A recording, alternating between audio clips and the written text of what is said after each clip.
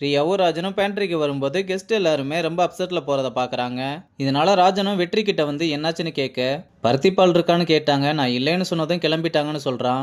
இதை ரியா கிட்ட வந்து சொன்னதும் ரொம்பவே சோகமாகறா. வெற்றி ஒரு தப்பான விஷயம் பண்ணிட்டான், ஆனா அவன் அதை ஃபீல் பண்ணி உணர்ந்துட்டான். ஒரு தப்பு பண்ணவன் மறுபடியும் மறுபடியும் தப்பு மட்டும்தான் பண்ணுவான்னு நினைக்கிறியா? இல்ல ராஜன், நீ சரியா தான் சொல்ற. சரி, இதுக்கப்புறம் உன்னோட முடிவு தான், இருந்தாலும் கொஞ்சம் யோசிச்சு முடிவெடுன்னு சொல்றான். இங்க ரம்யாவுக்கு வேணி ஒரு டிஷ்ஷை எப்படி ரெடி பண்ணணும்னு சொல்லி கொடுத்துக்கிட்டு இருக்க.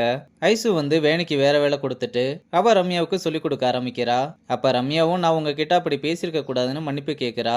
ஐசுவும் நீ அவன் மேல இருக்க அக்கறையில தான் பேசினேன்னு தெரிஞ்சது, பரவாயில்ல விடுன்னு சொல்றா. இங்க ரியா பேண்ட்ரிக்கு வந்து வெற்றியை தனியா கூப்பிட்டு, நான் ஏதோ கோவத்துல பேசிட்டேன், நீ எதுவும் தப்பா எடுத்துக்காதுன்னு சாரி கேட்கிறா. மேடம், அதெல்லாம் நான் ஒண்ணுமே நினைக்கல, நான் தான் உங்ககிட்ட கேட்டு பண்ணியிருக்கணும்னு சாரி கேட்கறான். சரி, அதெல்லாம் விடு. இந்த மாதிரி வில்லேஜ் ஐட்டம்ல உனக்கு என்னெல்லாம் பண்ண தெரியும்னு கேட்கறா. அதுக்கு நம்ம பையனும் ஒரு பெரிய லிஸ்டே கொடுக்க, சரி போதும் போதும், எனக்கு இதுல இருந்து ஒரு சில டிஷ்ஷஸ் மட்டும் பண்ணி கொடு, அதை டேஸ்ட் பண்ணி பார்த்துட்டு அதுல எதெல்லாம் நம்ம மெனுல சேர்க்கலாம்னு நம்ம சேர்ந்தே டிசைட் பண்ணலாம்னு சொல்றா. இதை கேட்டு வெற்றியும் ரொம்ப சந்தோஷமா, நான் எல்லாத்தையுமே ரெடி பண்ணிட்டு கூப்பிடுறேன், நீங்க வந்து டேஸ்ட் பண்ணி பாருங்கன்னு சொல்றான். அப்புறம் ரம்யா வெற்றியை பார்க்க பேண்ட்ரிக்குள்ள வந்ததும், வேலை டைம்ல இங்க என்ன பண்ற, யாராவது பார்த்தா என்ன ஆகுறது, நான் ஐசு கிட்ட அன்னைக்கு எப்படி பேசியிருக்க கூடாதுன்னு சாரி கேட்டேன்னு சொன்னதும், அதுக்கு அவ என்ன சொன்னான்னு கேட்கிறான். ஏதோ அவன் மேல இருக்க அக்கறையில பண்ணிட்ட, பிரச்சனை இல்ல விடுன்னு சொன்னாங்க.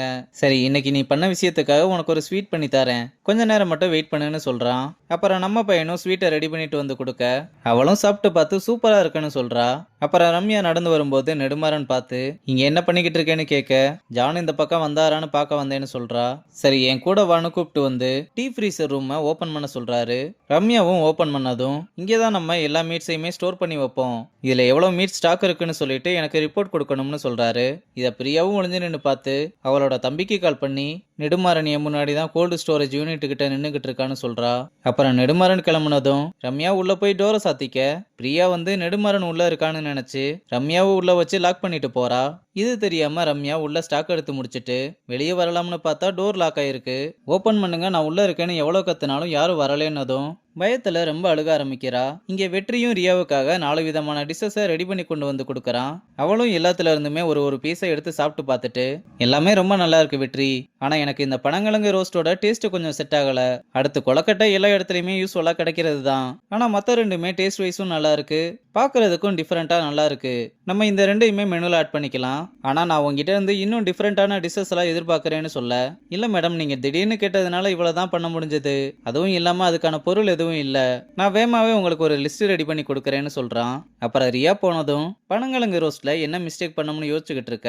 அசிஸ்டன்ட் ஒவ்வொன்றா எடுத்து சாப்பிட்டு பார்த்து, ஜி வேற மாதிரி இருக்கு ஜி, அவங்க பொய் சொல்லிட்டு போறாங்க, எப்படி ஜி இவ்வளவு சூப்பரா சமைக்கிறீங்க, ஐயோ இவ்வளவு டேஸ்டா சமைச்சவங்களுக்கு ஏதாவது கொடுக்கணுமேனு லிப்லாக் பண்ண போறான். டேய் டேய், என்னடா பண்ணிக்கிட்டு இருக்க, சாரி ஜி டேஸ்ட்ல மெய் மறந்து போயிட்டேன்னு சொல்றான். அப்புறம் நைட் ஆனதும் அக்கா ரம்யா இன்னும் வரலையேன்னு அவளுக்கு கால் பண்ணி பார்த்துக்கிட்டே இருக்க, அவளுக்கு ரீச்சே ஆகலைன்றதுனால ரொம்பவே அப்செட்ல இருக்காங்க. எங்க கிட்ட கூட சொல்லாம போயிருக்கா, எங்க போயிருப்பான்னு கேட்டா, இந்நேரத்துக்கு ரேவதி வீட்டை தவிர வேற எங்கேயும் போயிருக்க மாட்டா, அசால்ட்டா இருக்காதக்கா, போன் பண்ணு. இல்லடா, எனக்கு தெரிஞ்சு ரேவதி வீட்டுல இருந்து நம்ம வீட்டுக்கு வந்து நல்லா கழுத மாதிரி சாப்பிட்டு தூங்கிக்கிட்டு இருப்பான்னு சொல்றாங்க. ஆனா இங்க ரம்யா டோரை ஓபன் பண்றதுக்காக எவ்வளவோ ட்ரை பண்ண, என்ன பண்ணாலுமே அவளால டோரை ஓபன் பண்ண முடியல. இதனால அவளும் பயத்துல அழுதுகிட்டே குளிர்ல உறைஞ்சுக்கிட்டு இருக்கா. மொபைல் எடுத்து யாருக்காவது கால் பண்ணலாம்னு பார்த்தாலும் டவர் கிடைக்காதனால அப்செட்ல மொபைலையும் தூக்கி போடுறா. அப்புறம் குளிராம இருக்க ஏதாவது பண்ணணும்னு அங்க இருந்த பாலித்தீன் கவரை உடம்பெல்லாம் சுத்தி மூளையில உட்காந்து எதுவுமே பண்ண முடியாம உயிருக்கு போராடிக்கிட்டு இருக்கா. இதோட இந்த எபிசோடையுமே முடிக்கிறாங்க.